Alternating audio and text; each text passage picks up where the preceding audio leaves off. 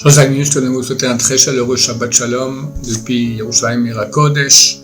Cet audio dédié pour l'élévation de l'âme de Joël, Myriam, Bat Georgette, Sarah, Zichron Livracha. Parashat Shemot, le début de l'esclavage du peuple juif, de la rédemption. Moshe Rabbeinu se trouve en Midian et il part à la recherche d'un petit agneau qui s'est enfui du troupeau et il voit le buisson ardent. Et le texte nous dit que voit comment il y a un feu dans ce buisson. Le buisson n'est pas dévoré par le feu, il reste entier. Et à ce moment, Dieu lui dit: ne te rapproche pas de cet endroit, enlève tes chaussures, car cet endroit dans lequel tu te tiens est un endroit de terre sainte.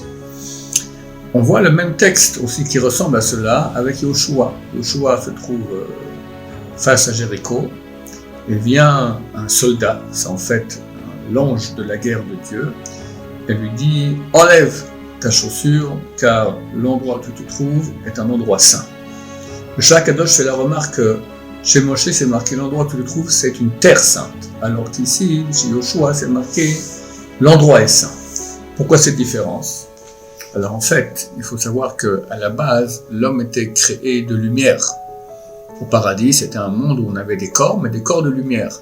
Et lorsque le premier homme a fait le péché originel, toute cette réalité est tombée très très bas et on a reçu des corps de peau. C'est décrit que Dieu a cousu des habits de peau à l'homme. C'est quoi ces habits de peau?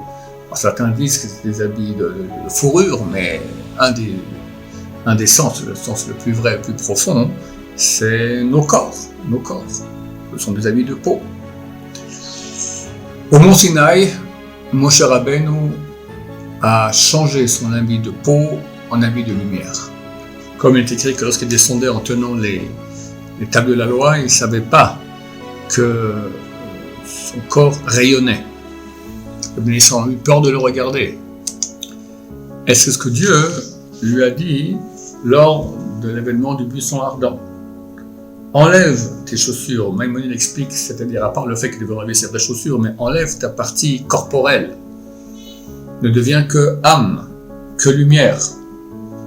Car tu te trouves sur une terre sainte. C'est-à-dire que l'homme qui est fait de terre, chez Moshe Rabbeinu, elle est devenue complètement sainte. Ce qui n'est pas le cas chez Yoshua. Yoshua était très très saint aussi, mais on ne peut pas dire que sa terre est devenue sainte. Donc chez lui, c'est écrit, tu te trouves dans un endroit qui est saint, mais pas sur une terre sainte. Et c'est ça en fait le propre du peuple d'Israël. D'abord en lui cette âme sainte, et qu'à chaque génération, des goïm, le mot goï signifie corps, des gens qui ont que le corps, viennent et veulent nous détruire. Et du fait qu'on a cette âme sainte en nous, alors toutes les souffrances qu'on nous fait endurer, ce feu qui nous dévore, n'arrive pas à arriver à éliminer le peuple d'Israël, chas v'shalom de l'histoire. On a un peuple éternel. C'est ça ce que Dieu a montré à Moshe Rabbeinu. Que ni les Égyptiens, ni personne, ni le Hamas, ni tous nos ennemis de tous les temps n'ont jamais pu nous éliminer parce que ce feu-là qu'ils ont n'arrive pas à dévorer le puissant qui reste un puissant éternel parce qu'il a une âme divine. De même que Dieu est éternel, nous sommes aussi éternels.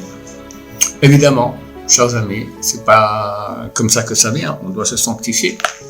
Mashiach viendra très bientôt, il sera de la même trempe que Moshe Rabbeinu. C'est une partie de l'âme de Moshe Rabbeinu, du roi David.